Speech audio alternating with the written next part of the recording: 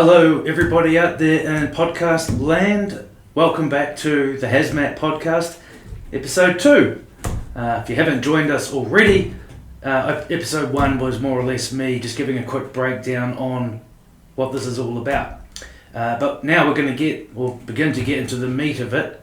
I did mention last week that we would have a surveyor come and chat to us and go through asbestos surveys and what they are and what they entail. And unfortunately, logistical problem, we could not get him today, but that's fine.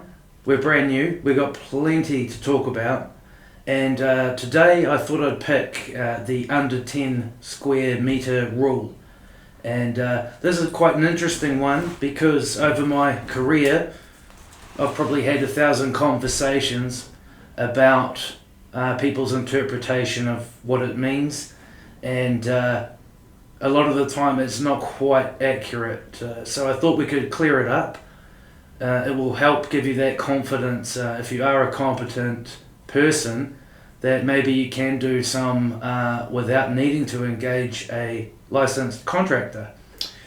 So what we'll do is we'll look at what the rule is actually in the legislation, and then we will look at what specifically they're referring to and clear up some of the misconceptions about it.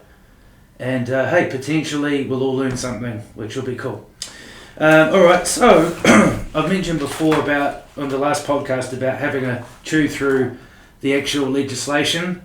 This is the Asbestos Regulations in New Zealand. Came out in 2016. And if you peruse through it, with regard to unlicensed removal work, what you'll find is under section 27, should probably get on the right page, it says that it doesn't really say that you can remove asbestos yourself up to 10 square metres, but what it says is 10 square metres or over must be done by a licensed contractor like HazMat. So that means by implication, under 10 square metres, it can be done without engaging a licensed contractor. But there's a few little conditions in there which will be quite interesting, so we'll go through those. Okay, so what we'll talk about first of all, you've got two major types of asbestos, and they're called friable and non-friable. Now, friable asbestos is basically unbonded, and what that means is it can be easily dispersed into the air, which creates a problem because then it becomes respirable, meaning we can breathe it in. Non-friable asbestos is deemed to be what they call bonded or mixed in with another material that actually keeps it locked in more or less and keeps it a lot safer. So non-friable asbestos are things like cladding sheets where it's mixed in with cement, window putties where it's mixed in with putty, roofing, which again is mixed in with cement, or with dichromatic roofs, which are the kind of tin tile roofs with the grit all on the top. The mastic is actually the bonding agent, and it's in the mastic, so it's deemed to be a bit safer from becoming airborne, which is exactly what we're trying to stop.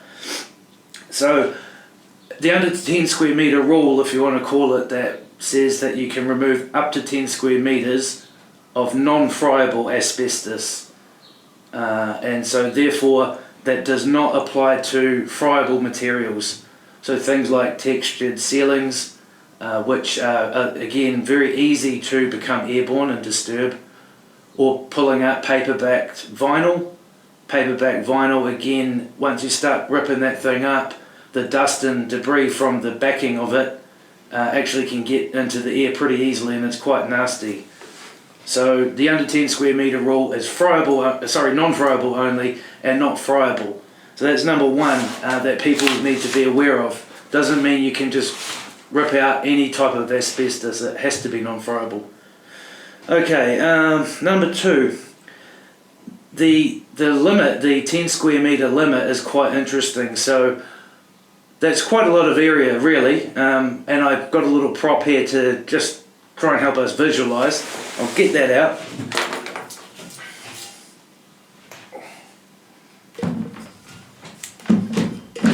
Hopefully it fits in the frame, but this is 1 square metre.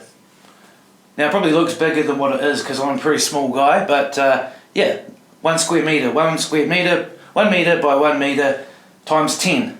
So if you do it correctly and you're doing it non-friable material, you can remove up to 10 of these suckers without actually having to get the experts in. Alright, so that's just to help visualise a little bit. Put that away.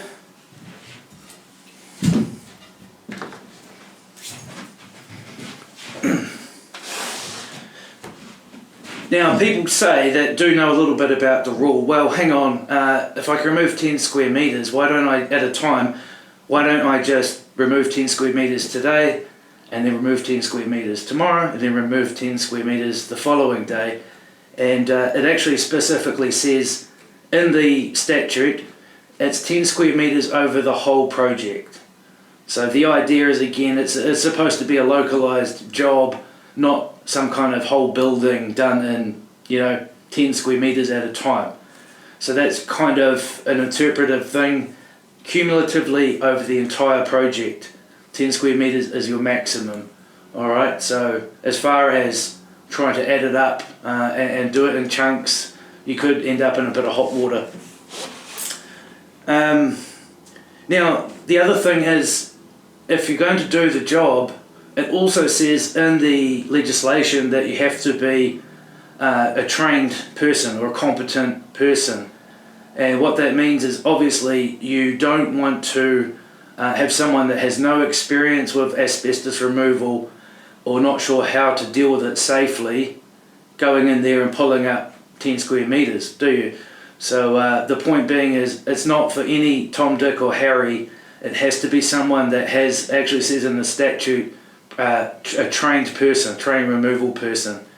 Now, looking into the details of how do they prove that or what specific training, it doesn't quite say, but the person needs to at least be experienced with it and competent with using the same things that licensed contractors do.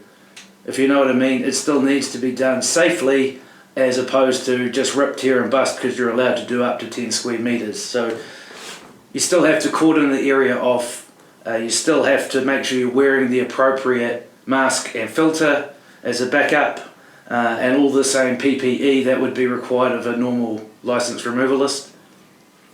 You still have to use plenty of plastic sheeting to catch all of the debris when you do your removal, and also to wrap and seal up all of your waste material. So all the actual asbestos doesn't just go in the bin in the kitchen, it needs to be wrapped up appropriately and sealed. You still have to decontaminate yourself. There's no point doing an asbestos job, getting covered in dust and debris, and then taking it home or putting it in your vehicle. So just make sure that, again, if you're going to do this type of work, you actually know what you're doing. And there's plenty of people out there that aren't licensed removalists that do know how to do it appropriately. But that, again, is another proviso that people may not be aware of. You can't just rip, tear, bust. You need to do it the right way and the safe way, just like any removal contractor would. Yeah, so I think we've covered a few key points about the 10 square metre rule, and hopefully everyone's learnt a little bit. We'll give this show another episode next week again, and I'm not sure what we're going to look at yet. There's plenty to talk about. We may actually go through how to do a small removal in a competent manner, and we'll provide the training for you on this podcast. So thank you very much. Feel free to message me if you have questions, and I'll be more than happy to discuss with you as long as they're appropriate. And look forward to seeing everyone next week. Thank you. Bye.